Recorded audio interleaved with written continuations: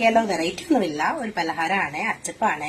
നേരത്തെ എന്റെ അച്ച് മെരുങ്ങിയില്ലായിരുന്നു, അപ്പൊ അത് ഫ്ലോപ്പ് ആയി പോയെന്ന് ഞാൻ പറഞ്ഞായിരുന്നല്ലോ. ഞാനങ്ങനെ തോറ്റു കൊടുക്കുവോ? കേരള വെറൈറ്റി ഒന്നുമില്ല, ഒരു പലഹാരമാണ്, അച്ചപ്പാണ്. നേരത്തെ എന്റെ അച്ച് മെരുങ്ങിയില്ലായിരുന്നു, അപ്പൊ അത് ഫ്ലോപ്പ് ആയി പോയെന്ന് ഞാൻ പറഞ്ഞായിരുന്നല്ലോ. ഞാനങ്ങനെ തോറ്റു കൊടുക്കുവോ?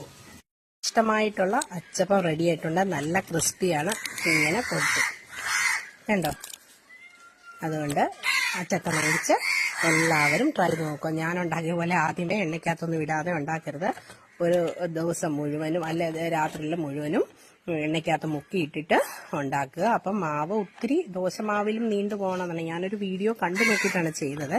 പക്ഷെ ഒരിക്കലും ആ ദോശമാവിൽ ഇച്ചിരി കുറുകിയിരിക്കുന്നതാണ് നല്ലത് കേട്ടോ. അപ്പം നല്ല അച്ചപ്പം നമുക്ക് ഉണ്ടാക്കിയെടുക്കാം.